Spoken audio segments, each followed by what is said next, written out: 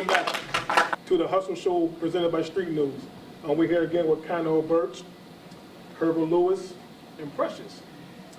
Question for you, Mr. Burch. Yes. Dyster basically beat you bad. He beat you bad, bro. I wouldn't necessarily he beat me bad. I mean, bro, he beat you bad. Well, let me finish. You know, when the polls closed, we were neck and neck. You know, but when it was 9:02, it was over. When the numbers came in and it was, 11% of the precincts reporting and he was showing 66%, and I was at 2%, it was over. There was no need to see any more of it. It was over. And how did you feel at that point? Well, it was sort of disappointing because, you put so much work into actually trying to make the city better, and because of, how do you balance the fears of non-blacks with the aspirations of, African Americans, and there's no real balance. African Americans just didn't go out to vote, and once the numbers come in, you're going to see in those districts that are minority districts that those numbers were horribly low.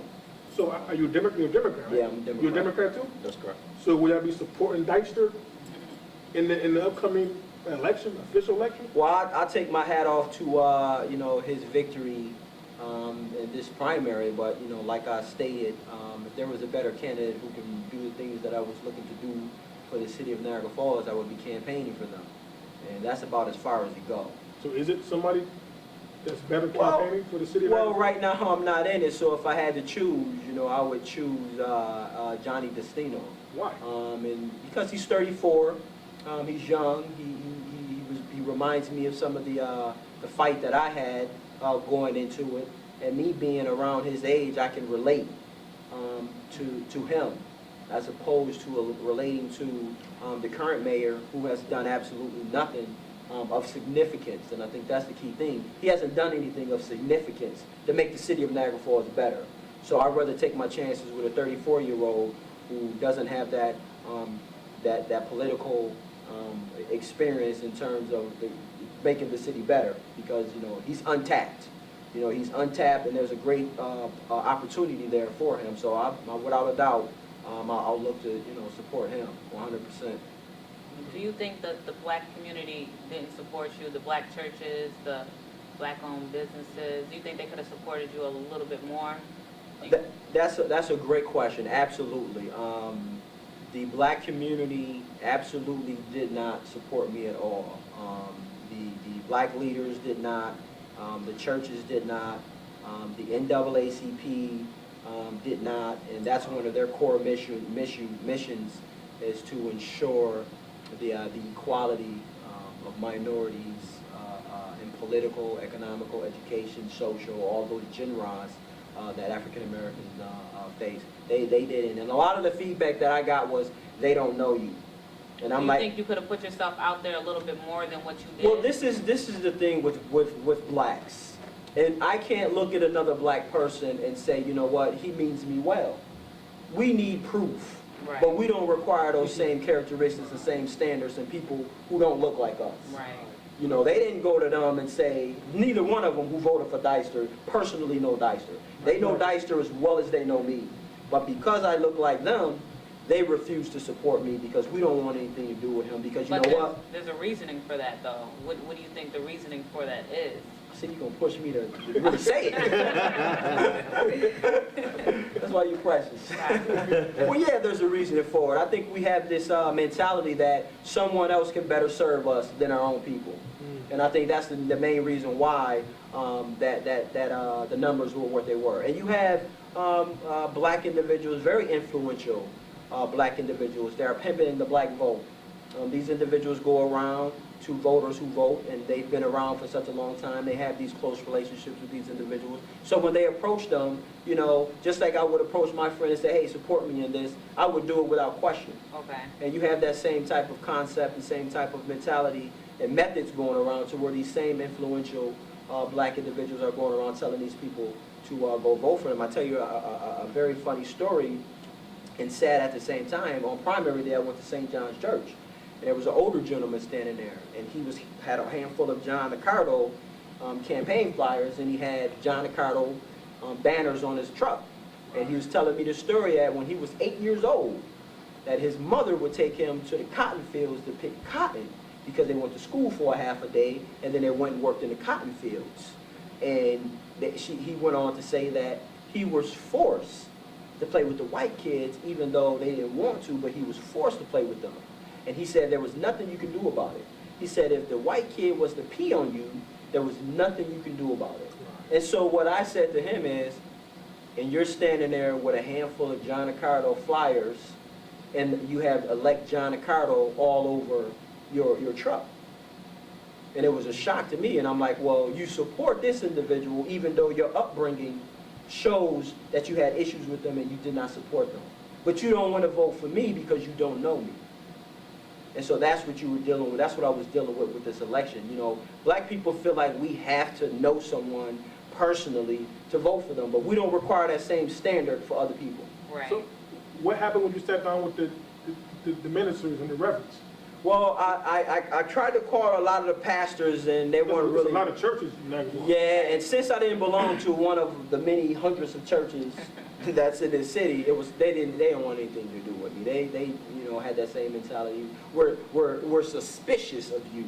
How are you suspicious of someone who you do not know? That's a language they use? Well, sort of. You know, they said they're weary of me. And this didn't come from, this got back to me through a third party who called these individuals and said, hey, why are you not supporting this brother? And they came back that, you know, they're suspicious of me. And then I met with Bill Bradbury that before he wasn't sure if he was going to run. So I met with him on a Saturday, and he says to me, well, we went over the demographics and the methods surrounding this year's election, and then he said he would get back to me. And I didn't hear anything. I didn't hear anything at all from Okay, him. y'all both young men in your 30s. Quick question. This is yes or no, then the main question. Do you feel that you're the best person to be mayor? Absolutely, yes. What about you? For city council, I wholeheartedly believe I would have been better served than some of the candidates that are running right now. Okay, so I got a street news question. Since y'all didn't make your positions that y'all went out for, what are you going to do now to support those that got in office? Or are you going to support those? What are you going to do to support the city in your way? What are you going to do? I mean, everyone is asking that question in terms of what you're going to do to really, you know, keep the momentum going. The momentum is already there. You know, I can tell people, Google me. You know, and you'll pop up, and I'll pop up that I ran for mayor of Niagara Falls. So to keep that momentum going, I plan on staying active within the community. But it's hard for me to sit here as a black man and being a proud black man, and to sit here and be just as proud with the conditions that affect the black community. I can't go against that whole philosophy. I'm not going to go against my interests. So I'm going to be a leader for the black community. And I'm going to give it everything that I have, because the leaders that we have today are selling us out. And this is why we have 40% poverty. This is why we have 23% unemployment. They are not tackling the issues from the NAACP to the ministerial council to the churches. They are not tackling the issues that are affecting the black community. And someone has to stand up for them. I'd rather stand up and say what I want to say than to sit here and reap the benefit that only I'm going to benefit from. I'm not going to, that's not my character. I'm not going to do that. So I'll take 1,000 slaps in the face and 1,000 losses to stand up for what's right. What about you, Mr. Lewis? There's a couple groups that are being established, like I said, myself and Carnell Burch, we have the political process. There's also another group called Ladies in the Living Room, which is headed by your sister and Cassandra Ellison. Oh, yeah, I heard about that. They're dealing with issues with regards to women and how we can reclaim our youth from the streets. So I'm looking possibly to get on that board, and also through the position I hold with the school board, focus on family, their men's division, we'll be looking to combat some of the things that affect men, not just minority men, but men in general, from relationship issues to monetary issues to family issues as well. So I'll be working that angle, as well as possibly pursuing some other avenues of assistance for the youth. So it seems like that's not the last time we're gonna hear from you guys. I certainly hope not. This is just the start. I mean, part of me running for mayor is because when you want to expose something, you have to get in the mud, you have to get down, and because if you don't, you're never going to know who the players are. And I've been on the front lines, and I identified, so I won. They don't know what was a win for me and what was a loss. They look at me losing this campaign as I lost. I'm looking at this campaign and say, hey, you know what? I won because I know who the players are. I know who the players are. I know who's responsible for this. Before I went into this, I thought you were a stand-up individual. I thought you were representing the needs and the interests of not only the black community, but the interests of the city. But then I found out to say, you know what? You're only representing your own interests. Yeah, absolutely. Quick question, why was the 4th district made or developed? What was the purpose of it? Well, from what I understand, that district was created by Renee Kimball because, you know, we didn't have minority representation in the county legislature. And she believed that if we didn't have an established minority district, that we wouldn't have adequate representation because it was tough for minorities to get elected.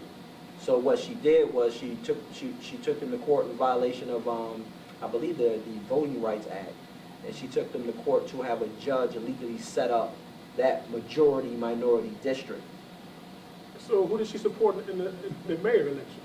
Well, I believe she supported, no, I don't believe, I know. She supported John Ricardo.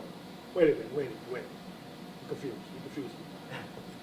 Her position was to help minorities get into office? Yes. Public office? That's or why the elected district office? was set up. She believed at the time that minorities would not get elected to office if you did not have a majority-minority district set up. So, but for the election, she supported not a minority, but John Ricardo. Yes. How you feel about that, Mr. Lewis? Well, the ironic thing about it is she went to the paper after the objections were filed by David Houghton, screaming racism. Now, the thing that baffles me is how do you scream racism on one end, but when you have the opportunity to support somebody who looks like you and is putting the interests of those who aren't well-to-do to the forefront, you don't support that. It's similar to David Houghton supporting Dyster when he can't maintain employment. To me, it goes counterproductive to what your needs are. And I don't know anybody outside of a mother feeding their child that will go from eating to giving somebody else when they're hungry. And I just want to add one other thing. A lot of people are going to watch this and believe that this is about race. It's not about race because there is no title for the black mayor. What I'm expressing here or trying to articulate here is we are not getting the same opportunities in the political arena as non-blacks. You know, at the rate and the determination that minorities are putting in for those non-blacks. They support them with a lot of force and fire, and they don't extend that same opportunity to blacks. And that's the issue here. Okay, we got about 2 minutes left of this show, so I want to give each one of you guys 30 to 40 seconds closing remark if you want to end the show. Well, I think I want to thank the Hustle Show, Niagara Falls Street News for having me on, and that's about it. I just want to thank Island Restaurant for hosting this event, for the people for coming out, and hopefully I'll get a chance to be back in this chair soon. And the Street News would like to thank the guest hosts for coming out, Carnell and Herbert. And we would like you guys to stay tuned tune in next week for Lather and Coach Pooh.